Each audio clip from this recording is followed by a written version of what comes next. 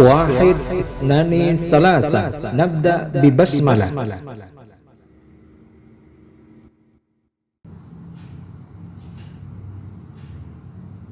Assalamualaikum warahmatullahi wabarakatuh.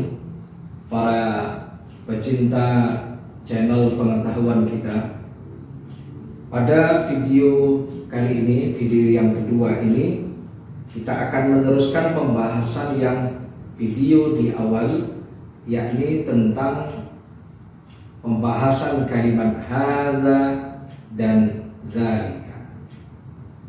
Tapi pada kesempatan ini kita akan menambah pembahasan atau mengembangkan kalimat pada kata hadza dan dzalika.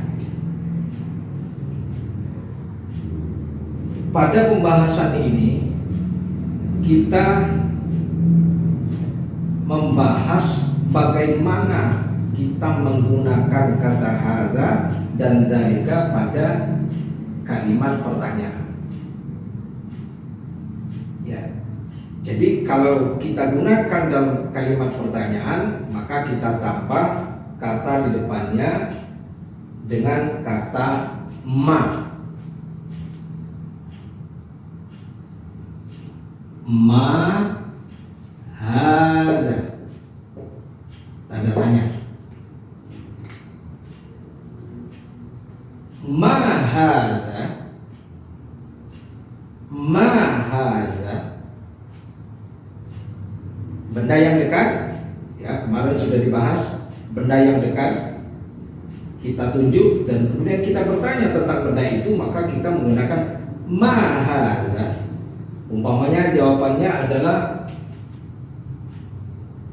babun. Ma hadza, kita jawab pertanyaan itu dengan jawaban hadza babun. Ma hadza, hadza babun. Ma hadza, hadza masjidun. Ma hadza, hadza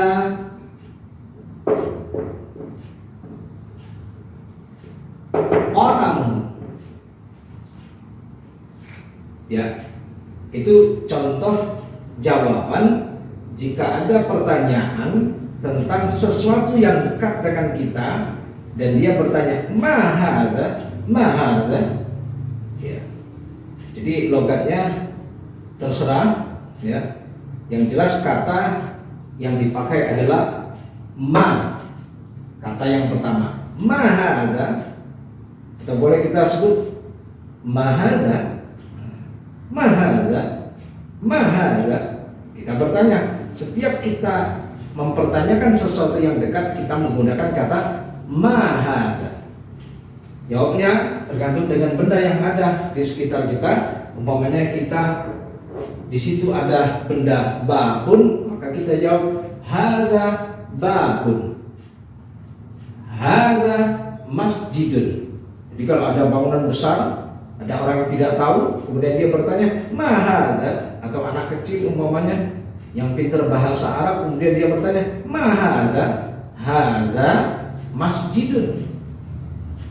Ma hadza, hadza oramun. Ya. Umpamanya benda itu berada dekat, ya, dekat dengan yang bertanya, dia menggunakan ma hadza, kemudian kita jawab dengan di awal hadza. Bagaimana kalau benda itu jauh? Maka kita menggunakan ma dzalika. Ya. Ma dzalika. Ya. Kalau benda itu jauh, maka kita gunakan kata ma dzalika. Jawabnya sama dengan di atas, kita ganti dzalika.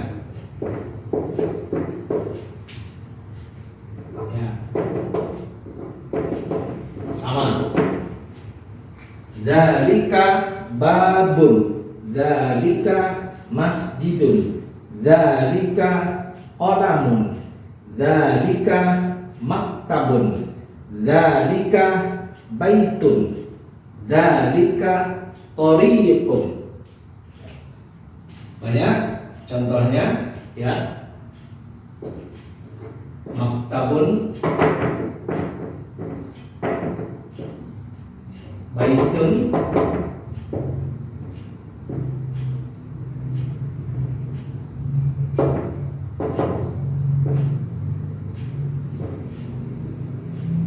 thariqun,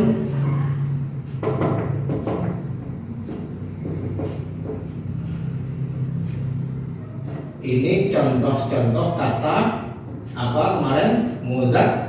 Muzakkar. Kata yang bersifat laki-laki. Ya.